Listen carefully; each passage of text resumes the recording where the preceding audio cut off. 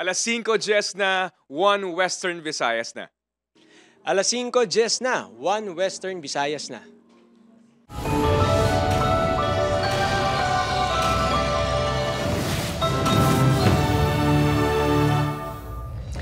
Mga balitang atong tutukan subong nga Miyerkules, atensyon sa mga nagapangita sa boarding house sa Iloilo City. Halos 900 ka boarding houses sa syudad sa Iloilo wala sang business permit salin sa LGU. Siyam sa mga inigin pasiraduhan. Overloading sa mga PUV hugot nga dumilian sang LTO-6 kasunod sa pagpatuman sang anti-sardinas policy. Paggamit sa minor de edad bilang drug courier ginaimbestigaran sang kapulisan matapos ma-rescue ang 11 anyos nga bata sa Bacolod City. Hingyo sang oposisyon na councilor nga mahatagan sang committee chairmanship wala ginpaboran sa mayoriya sang Iloilo City Council. Pati pre-session hindi na mandatory. Kag-auto nga ginamaneho sang isa ka senior citizen hinali nga nagkalayo samtang yara sa Diversion Road, Iloilo City. Ini ang GMA Regional TV, 1 Western Visayas. Mayong hapon Western Visayas kag Negros Occidental, siyam ka boarding houses sa Iloilo City nga illegal nga naga-operate ginpasiraduhan sang LGU. Halos 900 ka boarding houses na diskubrihan nga wala sang business permit. Ini ang gintutukan ni Kim Salinas live sa Barangay San Nicolas, La Paz, Iloilo City. Kim?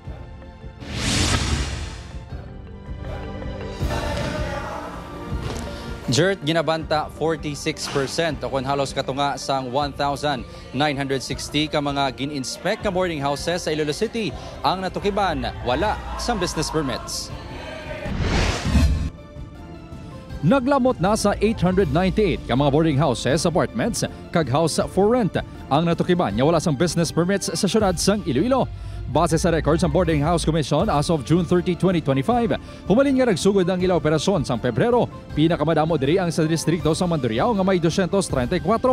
Inaginasundan sang Haro kag La Paz. Sunod sa LGU, may siyam na ginpasiraduhan bangod magluwas nga wala sang business permit. Wala man ini nagasunod sa fire safety kag building code. Nag-inspect ni sila all year round, hindi lang ni Subong. Subong lang mas ginpa-intensify pagid naton because nga balik eskwela na ang mga estudyante naton. Ginhatagan sang 7 ka adlaw ang mga nagbayular agod makomply ang ila kakulangan. Pebrero sang nagligad niya tuig sang magluntad ng sunog sa isa ka boarding house sa San Nicolas, La Paz. Duwa sa ka boarders ang napatay matapos matrap. Sa investigasyon na diskubrihan nga wala ini sang nagakaigo nga permits. Ang isa ka boarding house owner sa amuman nga barangay ginaproseso ang iya business permit. Nadali kuno ini bangod sa kamahal sang balayran ilabina sa occupancy kag building permits sang Office of the Building Official. Pila malang kita mo sa boarding house kaya halos malang direct sa relative sa mga ginahon. Pag may man lang. Pila kita mo kada bulan? Wala ni kalabot 20,000. Dako Amuna nang ubo-ubo ka balaydan sa ubo kay pertik mo kadako. Apisar mahal, ginasiguro naman nilin nga compliant ini. Balaan ko man sa urihi nga matabo nga kung hindi mo kompleto nga requirements about sa boarding house basi ma-close man ang imo boarding house. Sunod sa BPLD, kinahanglan gid ang mga permit sa OBO antes makakuha sang business permit. 5,000 to 6,000 pesos ang balayran sa pagkuha sang business permit. Panugyan sang BPLD dapat siguruhon sa mga ginikanan kag estudyante nga may business permit ang tiniran nga boarding house. Dapat may fire exit dira. May ara nga mga ang clear nga alley para for emergency. Tapos may specification na ang mga hallway kag ang mga bedrooms. Dapat may mga smoke alarm system, may fire exit, may fire extinguisher.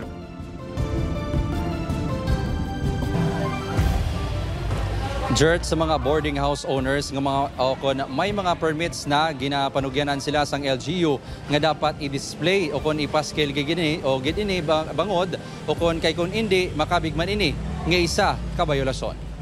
Jert, madamo nga salamat Kim Salinas. Sa iban pang balita, anti-sardinas o kon overloading sa mga public utility vehicle hugot nga ipatuman sang Land Transportation Office. Mga drivers ng PUV nagpaathag nga hindi ini malikawan ilabi na kung kagabihon. Si John Sala nakatuto. Abril 19 sini nga tuig sang naaksidente ang isa ka jeep sa Miagao, Iloilo. 58 sa 70 kasakay sini ang nagkalasamaran. Pila sa mga nagkalasamaran ang nagasakay sa atop na mismo sang jeep bangod puno na ang sulod sini. Ini ang isa sa mga rason sang Land Transportation Office 6 kun nga astriktuhan na nilang pagpatuman sang anti-sardinas o kon overloading policy. Ilabi na gid sa mga public utility vehicle. Ay nag-open ng kasi siguro ang aton lang sa nga gusto is passenger convenience, comfort. Kung may anti-sardinas policy kita, based only on the passenger capacity ng aton nga mga sasakyan. Para kay Manang Monica, magluwas sa stress sa biyahe, duga nga penitensya ang hindi husto nga pagpungko sa bangko. Gani ginakulbaan kuno ini basta nagaginutok na ang pasahero. Kasi laban-laban ang disgrasya kung ano. Di kung punong-puno, madisgrasya mo. O, delikado. Abudlay doon. Kung sakto-sakto lang, okay man. Okay man, istriktuhan. Apang ko ng jeepney driver nga si Manong Eduardo ang pamakuton, hindi ko malikawan nga mag-overloading sa iya unit.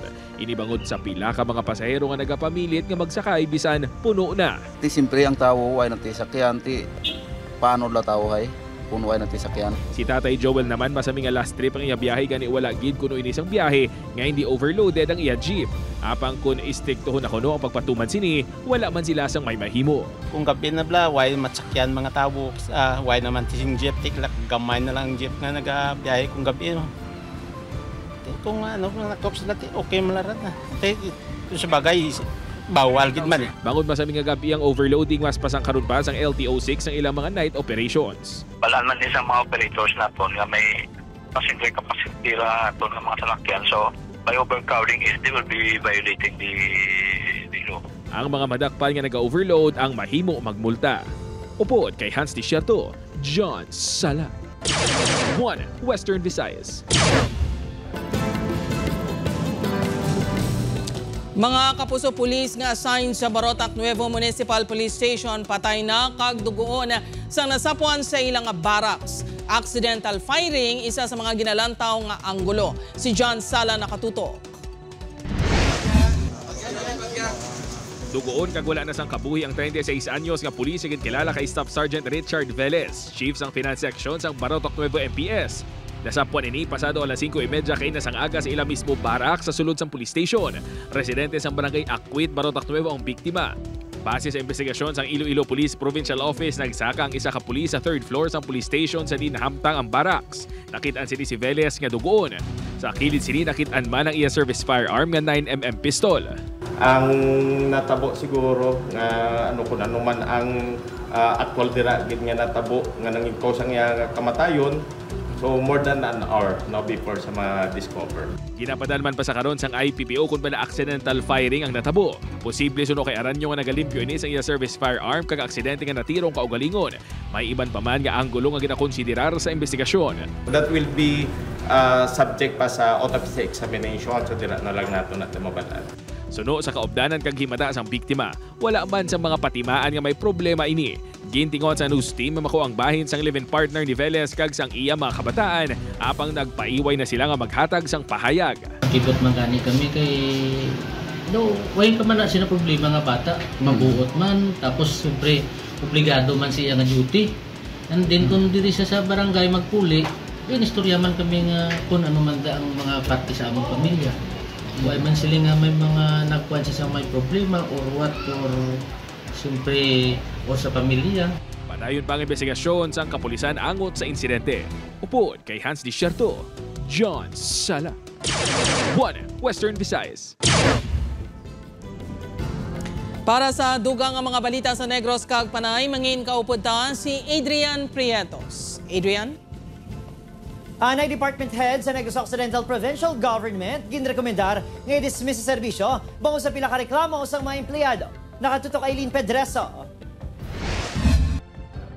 Sa sini nga dokumento nga permado ni Negros Occidental Governor Eugenio C. Lacson, nakasaad ang rekomendasyon sang dismissal ni Attorney Annabel Palik sa serbisyo. Si Attorney Palik ang anay head sang Human Resources Management Office nga ginreklamo sa pila ka mga empleyado sang tuig 2021. Sunod sa anay chairman sang Progressive Alliance of Capital Employees, may pila ka retirees nga nagreklamo sang mahinay nga proseso sang clearances. Magluwas diri. May mga reklamo man ang pila ka job hire employees angot sa atrasado nga sweldo. Sa may mga requirements so according sa ila daw hindi na kinanglanon, hindi na amo. So ang ila nga sweldo kakadili. And then may mga complaints sa COVID mga leave na wala ginapubahan. Ang ini nga mga nalakip sa testimonya sa pila ka complainant ang nangin basihan sa Provincial Legal Office nga imbestigaran ang reklamo sang pay sang July 2021 tubtob nakapagwa na sang pinal nga desisyon. Actually, na-serve na naman kay Attorney Palik, no? Pero as of now, she has received the said decision. The provincial government found her administratively liable, no, for grave misconduct based on evidence on record. Magluwas sa grave misconduct, liable man ini sa oppression, conduct prejudicial to the best interest of the service, kag being notoriously undesirable. Ginsaylo pa si Palik sa iban nga departamento sang ginimbestigaran ini. Apang wala na nakareport sa trabaho, malin sa nabaton ang rekomendasyon sang June 13 sunod sa PLO. June 30 sang nag-file sa motion for reconsideration ang kampo ni Attorney Palik. Nagapabili din nga pending sunod sa PLO. Gintiwan sa news team nga makuhaan sa pahayag si Attorney Palik apang wala ini sa trabaho. Upod Keruel Aileen Pedraso, One Western Visayas. Mga kapuso, binawian sang kabuhi ang 59 anyos nga si Loreto Cangas, Barangay Kagawad sa Barangay Barasan, Leon, Iloilo. Ini ang ginapatian na kuryente mga alas 5 kaina sang kaagahon. Base sa investigasyon sang Leon Police, nagpaduling ini sa talamnan sakay sa iya Carabao sang ginapatian nakatandog sa naga-wayway nga linya sang kuryente. May nakitaan nga samad sa nawala nga butkon sang biktima nga amo ang ginapatian nakatandog sa kuryente. Gindala pa ini sa ospital apang gindeklarar nga napatay. Napatay man ang Carabao sa biktima. Sunod sa kapulisan, kumbinsido man ang mga himata sang Kagawad nga nakuryente ini. Natapakwad sa nag-ayaw sa lupa, may mga paanaw, mga lamon, tapos ang kuryente ang talong, ang kapiyak niya di mong yung Carabao, mga patay man.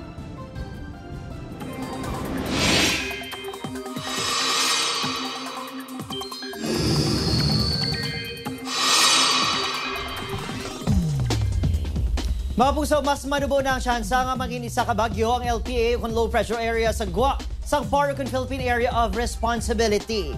Ulihin na si Platan masobra 1,000 nga kilometro sa nasilangan niya bahin sa extreme northern Luzon. Sunod sa mag-asa, posible mag-dissipate o kung matunaw man ini sa mga masunod nga inoras. Apang, bisan wala sang LPA, posible sa gihapon yung ulanon ang pinakabahin sang pungsod bangod sa habagat. Base naman sa datos sa Metro Weather, may mga lapta-lapta nga ulan sa gihapon sa Western Visayas ug Negros Island. Posible man ang pag-ulan sa nabiling nga bahin sa Pilipinas.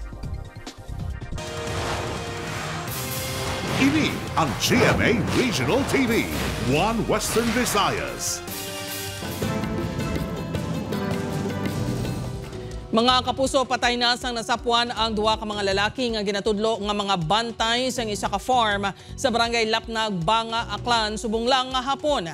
Ang mga biktima ang ginapahayag nga lunsay may mga igos ang pagkatiro sa ilaulo. Ang mga bangkay ang may distansya nga pila ka metro sa isa kag isa. May pila kuno ka pumuluyo nga nakabati sa mga lupok antes na sapuan ang duha.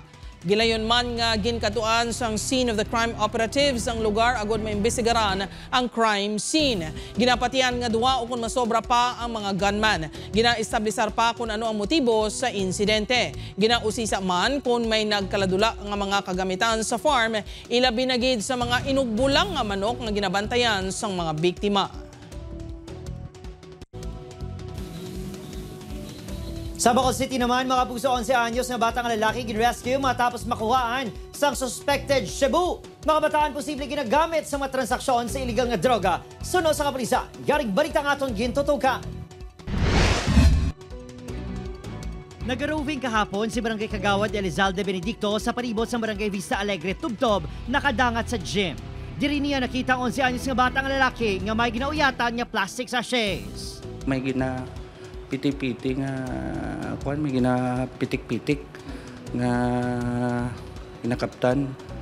Gikadtuan ko, gi-approach ko kung ano ang ginadalay. Amo tong nakita namon nga gibuyan niya is suspected illegal drugs. Gilayon, niya gindalang bata sa barangay hall. Nga balya nakuha ilang kuno sa basurahan. Kuan kiti minor nga bata. Lingko hindi kami experts na i-turnover naton, i-proper documents naton para at least mabala naton kung ano giman nga. Gitugyan sa CSWDO ang bata nga nahibaluan hindi residente sa lugar. Gin-turnover siya ni kagawad sa iyang family. Kami na ang case manage sa bata. Oo, may aragi kami nga protocol nga ang ihatag namon nga intervention para sa bata. Gin-turnover ang 11 ka sachet sa suspected Cebu sa kapulisan. Ginpaidalob na ini sa confirmatory test. Ginibisigaran na ang kaso sang bata. Posible, nga ginagamit ang mga minor de edad sa illegal nga aktibidad kag pati ginikanan dapat imbestigahan suno pa sa kapulisan. Ti may salabton sila, considering nga dapat ara sila kustodiya kag proper care ang ilang mga kabataan. But still, hindi pa ta nakatag sina considering pending pa man ang result. This is a serious matter, no? Because it has been observed for a long time nga ang kabataan ginausar manggid no sa proliferation. Ginpadulungan sa News C ang mahimata sang bata sa Barangay Singkang Airport apang wala sang nagatubang sa amon. Husto na lang magduko ang ining mga lalaki sang ginsulod sa mga operatiba sa CDAU kaina sa kagahon sa Barangay 3. Arestado sa day alias Michael, alias Rafael, alias Jonathan, alias Justin, kag alias Boye. Sila magpadalong pamanini sa custodial debriefing report wherein pagpamangkoto ni sila no, sa mga arresting officer kung diin ang ila source. Naglabot sa valor 1.3 million pesos nga suspected Cebu na recover sa mga suspect. Opo, Kiril Casilio, Adrian Pretos, One Western Visayas.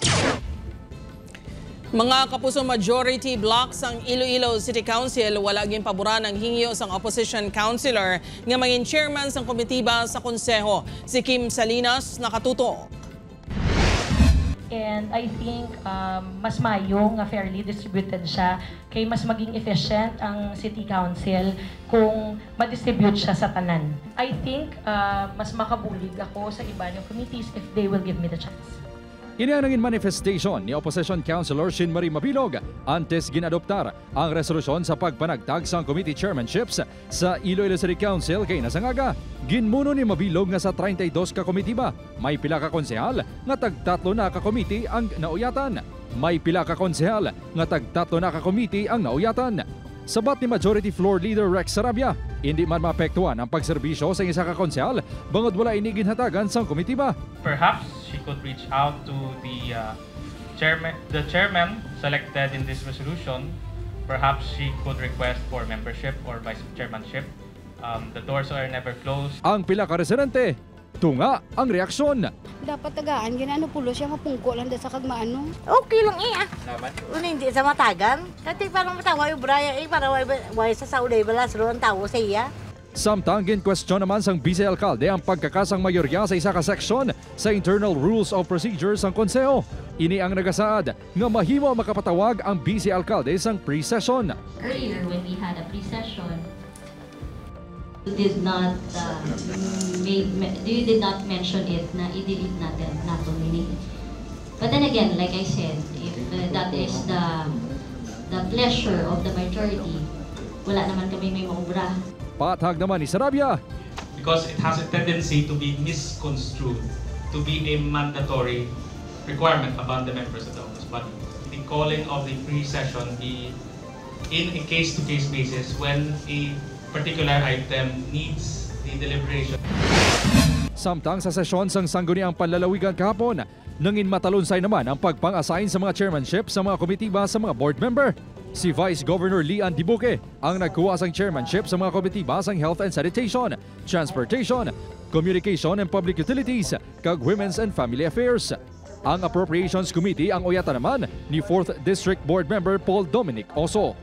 Upod kay Cirilo Renduque, Kim Salinas, One Western Visayas.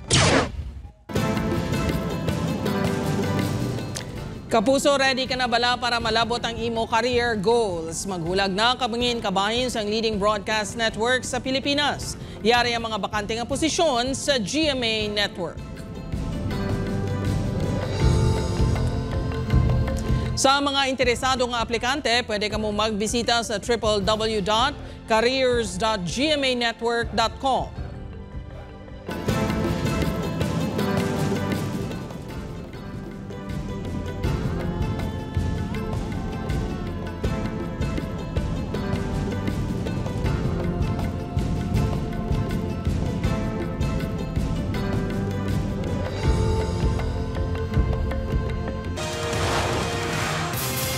Ini ang GMA Regional TV, One Western Visayas. Mga kapuso, auto nga ginamaneho sa isa ka senior citizen hinali nga nagkalayo samtang yara sa diversion road. Driver maswerte nga nakagwa sa salakyan. Si John Sala nakatutok. Napuhag ang pila ka mga residente kag motorista sa diversion road sakop sa barangay Dungon A Haro kay nasang aga matapos gulpi na lang nga nag-aso ang isa ka auto. Mati-unti-un pa, ini ang nagkalayo na. Suno sa tag-iya nakitaan sini nga nagagwa ang aso sa hood sang iya salakyan, gani iya ginpahigad kag ginpadulog. Dali-dali man ini nga nagwa. Wala man ini isang upod sa tungation. Nagkuhan na daw nag-asog lang hood. Sabi patay ko ang makina. Pagpatay ko ang makina, nagdamo lang aso. So, what I do, niguwa ako kay para basig malupok pala. Dugang sini, wala man sa problema ang salakyan sinisang gingamit niya ini kahapon. Padulong ko tani ni sa Western Visayas Medical Center para magpa-check up sang natabong insidente. Napalong lang ang kalayo sa nag-abot na ang mga bumbero. Sa investigasyon sang Bureau of Fire Protection sa makina sang salakyan naghalin ang kalayo, posible nga paliyadong ang koneksyon sa kuryente ang gintunaan sini. Dito sa engine area, tarangin na rin na susubukan na investigation naman sa tanan. Padayon pang investigasyon sa BFP sa insidente. Wala pa man madeterminar ang balor sang halit sang sunog. Upod kay Hans Ticiato, John Sala. One Western Visayas. Mga pulis ni overweight sa Negros Island Region ginapaidalom sa fitness training. Yaring balita.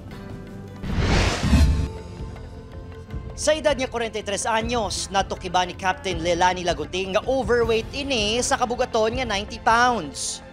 Magluwas sa kabudlay sa pisikal nga giho sa trabaho, ginakabalakan sini ang irisgo sa heart attack, mataas sa cholesterol, diabetes, kag iban pa nga pamalatian.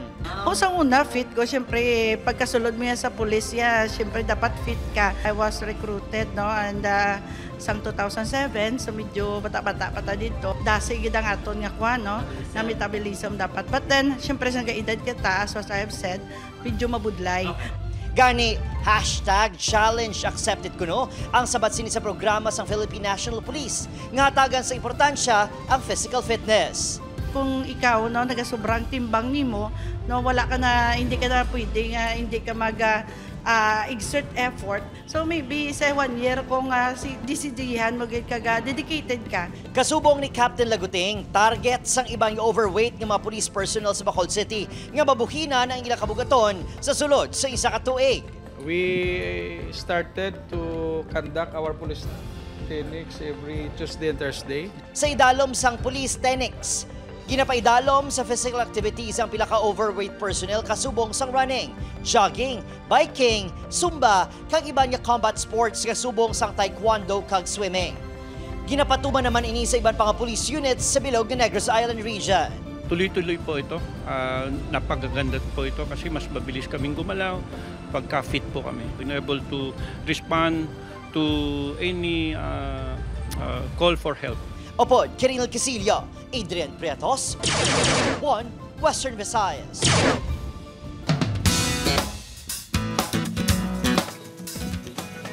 Mga puso, matapos naman ang malawig na preparasyon, handa na si Tera bilang tagapangalaga ng brilyante ng lupa.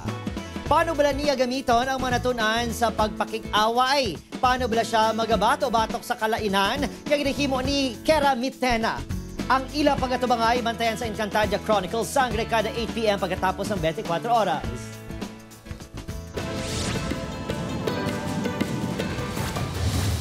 Ginbawian sang kabuhi ang 23 anyos nga aeronautics student nga si Christian Lord Colindres.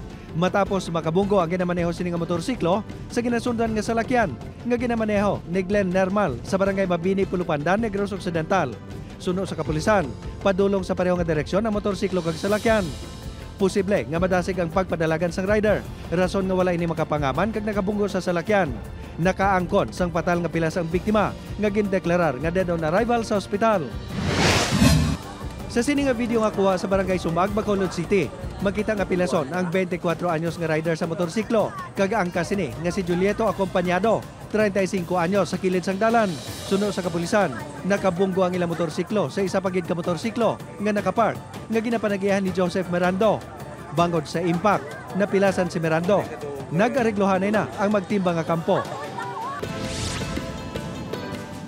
Mabusa tubtob pa sa July 11, 2025 ang official sending of entries sa aton proof of purchase promo sa GMA Network ang Kapuso Big Time Panalo Season 3. Mga manugbakal kag sari-sari store owners ang pwede magpadala sang entries kag may chance nga magdaog sang temprano nga pamaskwa.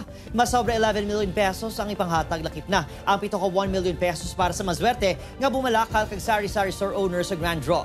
Pwede maghulog sa entries sa mas sobra 1,000 ka participating Mercury Drug, Pure Gold branches, GMA Regional TV radio stations nationwide. Maghalong sa fake news, fake Facebook accounts ukon scam text. Magtutok lang sa GMA ukon i-follow ang GMA Promos Facebook and TikTok pages. Ukon di gani, magbisita sa microsites ng GMA Promos para sa complete mechanics and announcements.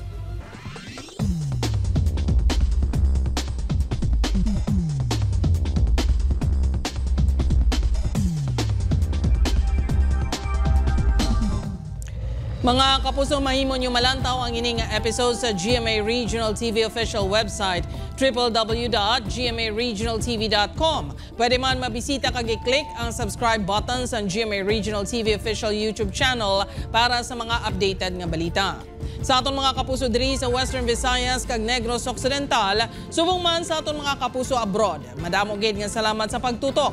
Mag-isa kita kagibalo ng mga balita tungod local news matters. Ako si Gertrude Charlatan, ini ang One Western Visayas, bugos nga puwersa para sa mas dako nga misyon kag mas masangkad nga pagserbisyo sa pungsod.